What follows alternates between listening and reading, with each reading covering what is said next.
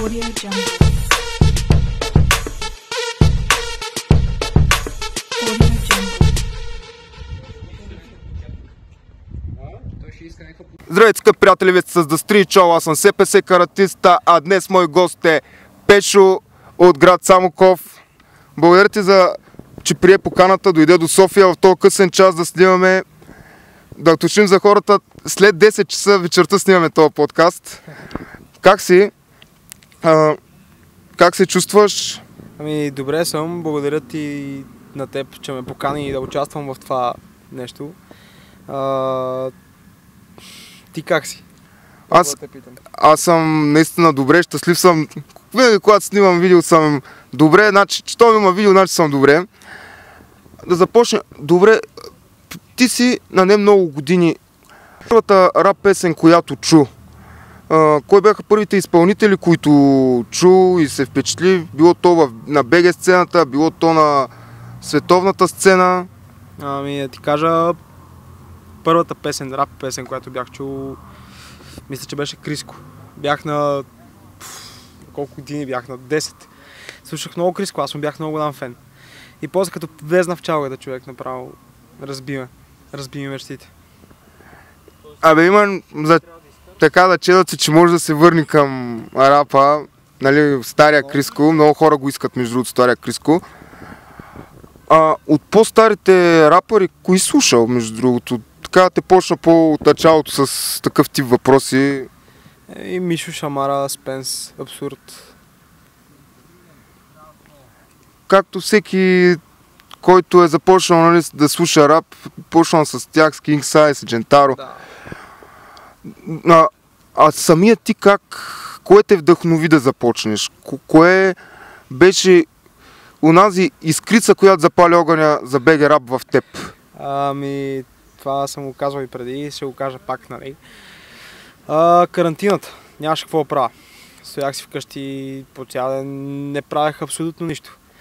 Бошката тогава пробиваше, кефеше ме неговата музика и просто си го слушах, нали, всеки ден редовно си го слушах, вкъщи го слушах, реших да направя нещо.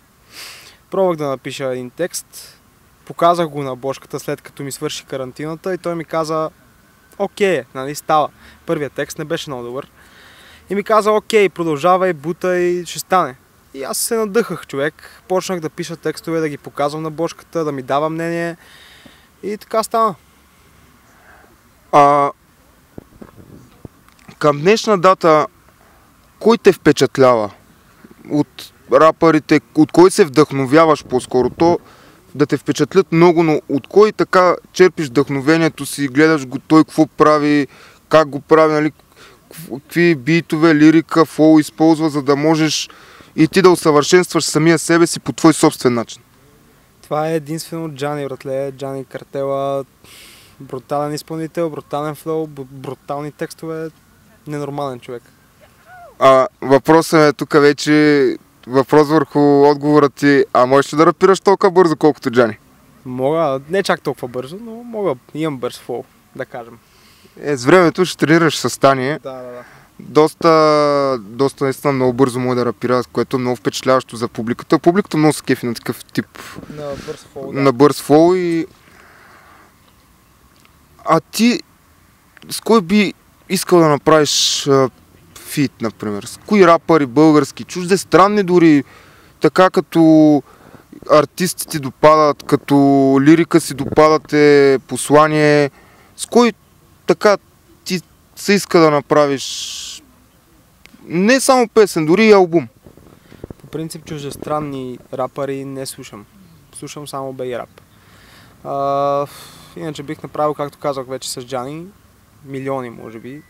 Не може би, то милиони със сигурност. Алекс Картела, който ми е много добър приятел. Ако гледаш това, Алекс, Евалата, бутай. Нямам си на представа с кой друг. 100 кила, може би тия по-старите. Алекс Картела, между другото, ще кажа нещо. Той също е бил на твоето място. Пред моя микрофон, на моите въпроси, между другото, това може да не си го погледнал, нали, в канала, не знам колко време си имал да прегледаш други видеа. но той също беше мой гост. Наистина Алекс Картела невероятен. Той по принцип утре пуска трак. Да. Но видеото ще бъде качено доста след неговия трак, така че цъкайте последния трак на Алекс Картела, подкрепяйте, коментирайте, дай ми се казва, абонирайте се също и за Картела. А с по-старите рапъри би ли направил албум или скоро с по-новите рапъри би направил общ албум? Се стана, виж, модерно сега да се правят дуетни албуми. Виж, между двама човека, общи албуми. Доколкото преди сякаш това нещо го нямаше. Нямаше го преди това. Да. Сега, да ти кажа честно, бих направил и с стари и с нови рапъри албум, защото мене ме кефи олдскула. Аз много харесвам олдскул, но също така ме кефи нюскула, нали, джанката много натега. Кефи ме много. Ти казваш, че те кефи олдскула. Кои парчета за тебе, тракове, които си през годините, нали, си слушал и преди, за тебе ще си останат вечни тракове, които няма да ти омръзнат, които във всеки един етап от живота си ще намираш смисъл и кое да, като полука в съответния трак. Или примерно трак, който те кара, нали, купунджийски, защото не всеки трак е такъв дълбок смисъл, има си и купунджийски тракове, има си тракове за всичко. Както казва Ицо Хазарта, имам рап за пубертет, имам и за пенсионери. Да. Само между другото, като каза Ицо Хазарта, и той ме кефи много. Ицо Хазарта, и него го слушах много като малък. Но по въпроса, нали, да минеме. Спенс, Сплит Кит. Всички парчета си остават в сърцето. Това са невероятни парчета. Например, кое парче ти дам пример? Сплит Кит. Мисля, че беше Сплит Кит. Може и да се бъркам на главите с качулки. Сплит Кит и Хоумлес. Пее черно-бял клип, между другото. Това е най-гледаната му песен. Не знам това дали го знаеш. Наистина уникален трак. Но ще остава тебе и хората, ще се разроват в канала ми, ще намерят епизода с Сплит Кит. Като го изгледате, той разказа за как се е случило на главите с качулки. Така че аз няма да го разкривам, ще ви остава като задача да го изгледате епизода и той разказваше там. Аз съм го попитал за този трак. А в новия рап, в New Wave вълната, където вече навлезе дрила, трапа, то бумбап вече много малко се прави. Кое те кефи? Най-много ме кефи бумбап. Защото аз по принцип такива текстове пиша. Не знам дали си забелязал, моите типове също е горе-долу бумбап. То не е чак толкова бумбап, но става, нали, за бумбап. Новата песен също е бумбап. Повечето текстове мои са бумбап. Дрил не мога да пиша на дрил изобщо. Да, дрила той все още е новонастъпващ в България и много по-малко изпълнители рискуват, така да се каже, на дрил. Има дриладжи в България, хора, които наистина от трап са правили и дрил, и както примерно Файер, той е правил не един път дрил, Близнаците. И още то, даже тя, ако не се лъжа, паралия на... То си е дрил на Вирго Търъфа, 2 Бона Файер, но тя песента като цяло си е на Вирго, тя си е в неговия канал. Така че и СКГ и те правиха дрил. Да. Така че, но той все още може би е леко плаха крачка за изпълнителите. Поне така като интервюрам, нали, всеки казва, нали, че за дрила е по-пасивен. Повече се рискува в дрила. Защото, да ти кажа честно, дрила не се слуша много в България. Повечето хора слушат бумбап. Според мен, нали, вече хората си имат гледна точка, нали, но аз така мисля. Да, трап, много трап също се слуша, но може би с годините и дрила ще вземе своето място. Нали, може да не вземе върха. Нали, както е трапа, например. Като казваш олдскула, казваш бумбапа, ще задам един въпрос да видим твоята гледна точка. По принцип модата е едно колело. За всяко нещо. Независимо. За дрехи, за интериор, ако искаш. А колелото ще се завърти ли отново на бумбапа и бумбапа да се върне на мода и олдскул, и направата на олдскул песни в рап музиката в България? Ами, надявам се да стане това. Надявам се, искрено се надявам колелото да се завърти отново към бумбапа и да е най-горе бумбапа, защото просто това ме кефи най-много. Ако днес трябваше да си избираш не рап, ама друг стил музика, който ти да правиш, какъв стил музика би изпълнявал Пешо днес? Със сигурност не чалга. Може би то R&B-то май си е пак нещо като... Може би някакъв вид разновидност на рапа е, но не съм много сигурен. Наистина за R&B-то, ако някой е компетентен, може да напише в коментарите. Нещо такова, в което се разпява. Защото аз по принцип винаги съм искал да мога да пея, но не мога да пея. И затова станах рапър.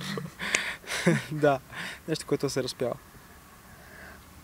Ако трябва да направиш песен, дуетна песен с човек от друг жанр музика, с кой и какъв жанр музика би е било? Молец, Роби. Просто с тях бих направил нещо, защото уважавам чалгата, но не харесвам. Добре, ти като един изпълнител си имал участие, предполагам. Как сте минавали участията? Притеснявали ли се преди първото участие, имал ли се така да видим един вид сценична треска, нали, грубо казано, от това, че може в един момент просто да изключиш и да забравиш текста или определена рима, да я забравиш от твоя собствена песен? Първото ми участие беше Лагофест, Самоков, 17 юли, по-миналата година, мисля, че беше. Не, миналата година всъщност. И бях много притеснен, наистина. Аз не знаех къде се намирам, беше ме много страх да изляза на сцената. Беше с Бошката, първото ми участие беше с Бошката. Уоу, нашата песен.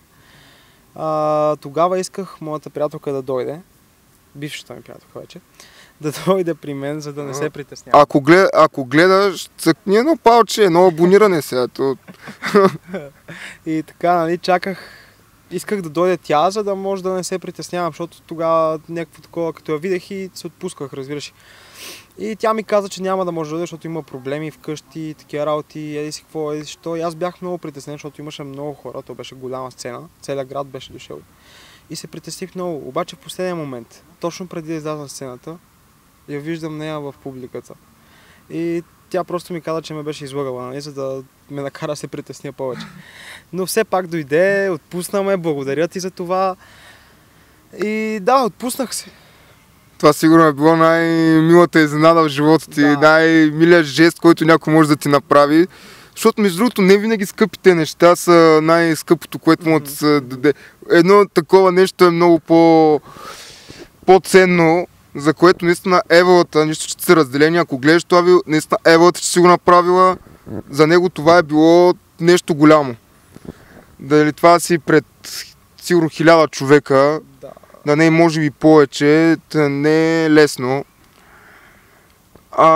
Ще има ли предстоящи участия някъде, някога в близко бъдеще? Очакваме да има септември месец в Golden Bee, подлеза под НДК. Трябва само да се организира. Но ще има реклами със сигурност. Последвайте Пешо в Instagram. Мисля, всичките му линкове към социални мрежи, YouTube канала му ще бъдат в описанието. Последвайте го, следите за участието. Всички там. Така. Имаш ли някакви притеснения относно предстоящото участие вече? Тук вече е неизвестното. Да ти кажа честно, вече не се притеснявам толкова. Има си някакво притеснение, но като изляза, всичко си утихва. И просто се успокоявам. Не знам как го правя това вече, просто майндсет.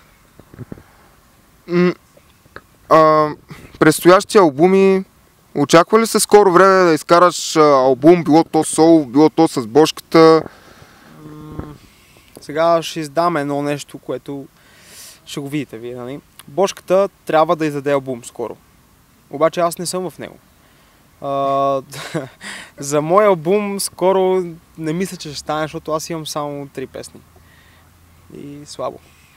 Всичко с времето си. Да.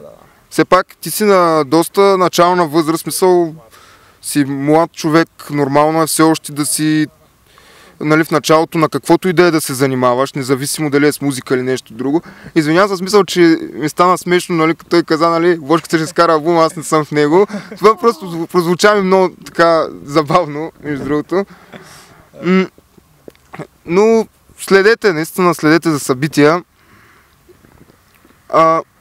Ти нов трак скоро предстоящ в... Предстои, да. Предстои нов трак. Или ще е в средата на юли, или ще е август месец. Тъкмо в пика на лятото. Един въпрос, който съм си взел обаче от един друг подкаст. Аз съм питал дали мога да го задавам. От Наивка ББ подкаста. Кога един човек може да се нарече рапър? Тя, между другото, топ въпрос го зададе на Джани и на милиони. Кога един човек може да се нарече рапър? Мамка му. Съжалявам, това не трябваше да го казвам, май. Може да го изрежеш. Спокойно, нещо, кой знае, ще го оставя.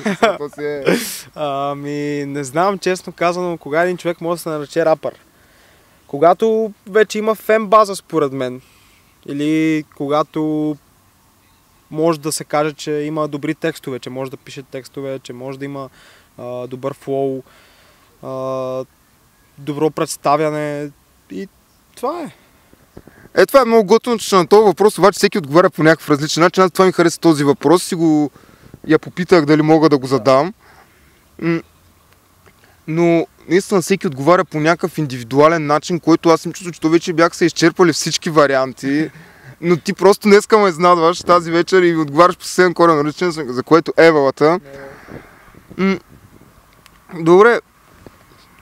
Кефиш се на БГ рап сцената, а кой те кефи като MC, нали, като хора, които масово пускат участия? Нали, правят много често участия, защото има рапъри, които са си известни, но нямат толкова участие по една или по друга причина. А по тези, които имат участие, нали, ти си ходил на някои участия, предполагам, кой така те кефи като сценично поведение? Не само като музика, ами и като сценичното му поведение. Честно ти кажа, сектата сега пуска ли участия? Прави ли участия? Мисля, че има участие, да, секта. Много добро сценично поведение има секта. Много добре се представя на сцената човек. Мисля, че е той. Или Джанката. Да, между другото, да, Джани съм го виждал на живо на сцената. Да, наистина много добро. Много му пали публиката, наистина. Да. И всичко го прави без след. Без след. Жега. Само жега. Прах гръмна.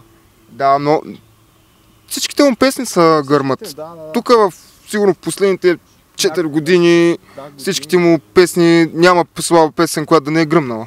Аз поне не се сещам за такава песен. Ясно. Може би от 2020 насам до момента не се сещам за песен, която да не е станала в трендинга и да не я знаят всички и така. А ти как се виждаш след 5 години? Надявам се да се виждам човек след 5 години. Надявам да се видя някъде на голяма сцена пред много хора. С някое хитово парче, разбираш. Хит. И просто да гръмя. Да, а ти казваш голяма сцена. Някъде предпочитания, място... Честно казано, много ми се пее на морето, човек. Това е Бургас се организира най-големия рап фест. Пожелавам ти искрено да те поканят. Наистина, дано на третото издание на Ягаси феста, Пешо от Самоков, ако те поканят, ще е супер. Наистина дават възможност на много изпълнители, като гледам, даже така, дето някои не са толкова известни. Но важно е хората да държат на купона. Виждам, че хората държат на това и дават възможност на всеки да се изяви, нали, което е много хубаво.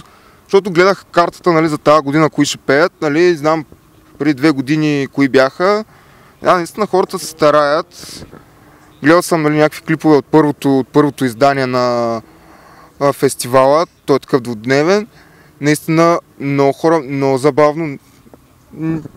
Абе, наистина си е както в Америка, нали, както ги правят. Това, между другото, не е реклама на... Не е платена реклама, между другото. Хората ще рекат, че не се направи някаква реклама, но не, просто феста си е доста грандиозен и е хубаво, нали, да се отразява от медии, дори така да се каже, дали от YouTube канали. Така че поздравления за организаторите, Евала ви права. А ти самия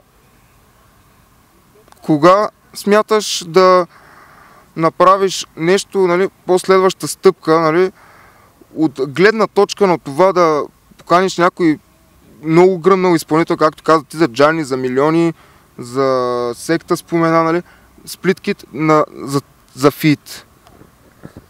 Това трябваше да се случи и сега, вместо цак-цак да има фит с някой по-известен, нали, щяхме да му платим. Но просто не намерихме човек, който да се съгласи. Просто хората, като са вече по-известни, рапърите, не искат да правят фитове с по-неизвестни. Може би има и другия фактор, че те като са по-известни, хората разчитат много на техните тракове и те се концентрират главно, нали, да действат, нали, на солови тракове, за да могат да оправдаят едни очаквания. Защото доколкото, нали, не се обиждаш да ти го кажа, нали, не е толкова известен. И ти все още мога да допускаш някакви грешки без никой да му направи впечатление. Даже те хората му се изкефат, нали, на някой трак, който ти смяташ за слаб. А пък хората адски много се изкефят, защото ти нямаш толкова тракове, което между другото то е хубавото някой да, нали, да проследите прогреса на изпълнителите, нали, когато от първите им тракове до сега, например на Fire, може да му се проследи траковете от първата песен ги има в канала му, наистина да промяната как е и се издигнал, нали, аз това ми е право впечатление. Но хубаво е тия тракове, които са ти първите да остават. Нали, да не ги изтриваш, за да може хората да проследяват прогресите. Си казват, пеше преди 10 години, я гледай какъв трак е направил, сега гледай на какво ниво е. Примерно, и това е хубавото. Това си е чар, според мене. Както и в моите видеа, примерно мога да ти дам.